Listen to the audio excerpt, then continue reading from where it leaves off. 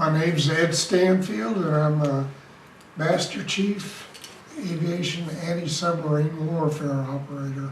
On the flying boats, they're pretty massive, and that's why they call them flying boats. They're pretty massive.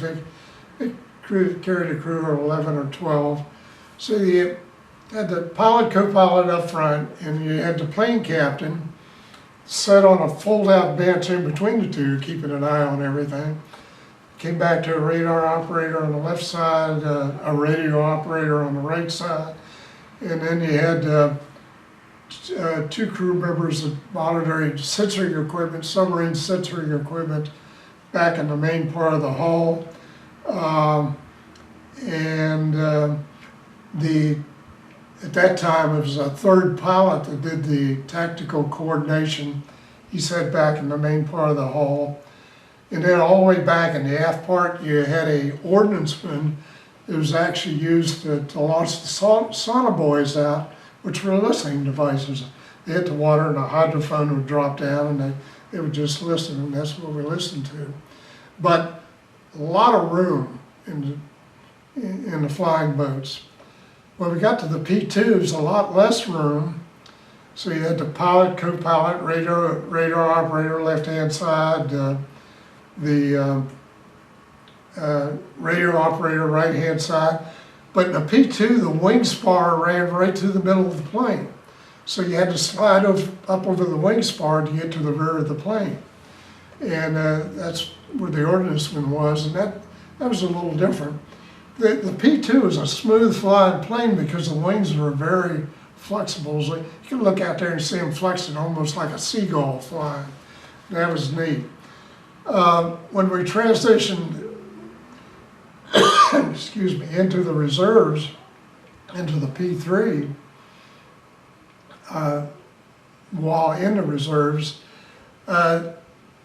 big open tube, and that was a civilian plane also designed, a Lockheed 1011, I think was the number on it. But it was stubbier wings, and any kind of weather, there was a lot more vibration, so people got sick a lot quicker when you're doing a low-level flying. Because when you're doing down low and tracking something, we were down within 200 feet and a lot of turbulence down that close to the water. So, big difference between the three planes. And each transition, you went to better and better equipment for submarine detection too, a lot more sophisticated. The crew members, we shift, as far as the officers went, instead of having a third pilot do the tactical coordination, they actually had two people. They had a navigator, and then they had a tactical coordinator that did them as a specialty rather than, since they weren't pilots. And that helped on the coordination a lot too. But generally they were very good, very sharp.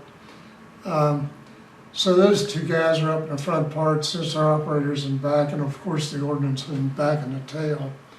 All the planes, patrol planes, had the advantage that you had a little galley in the back that we could do our own cooking on long flights, because our flight could be as long as 12 hours, I think, is the most we ever did.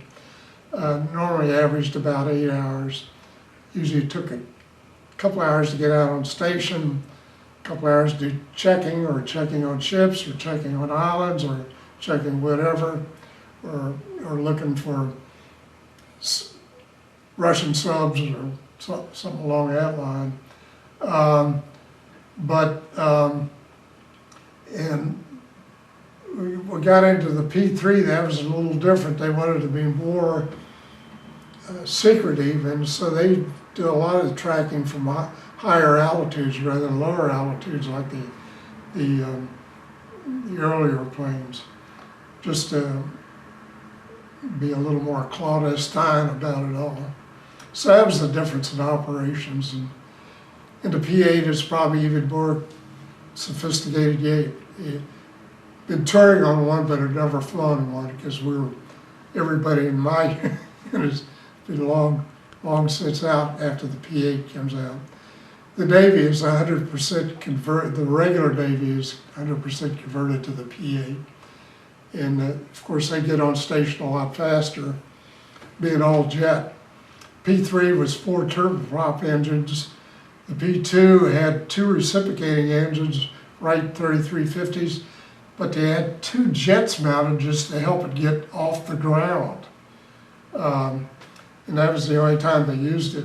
Occasionally they could use it if had somebody who was after them, they could pump those things in, speed up.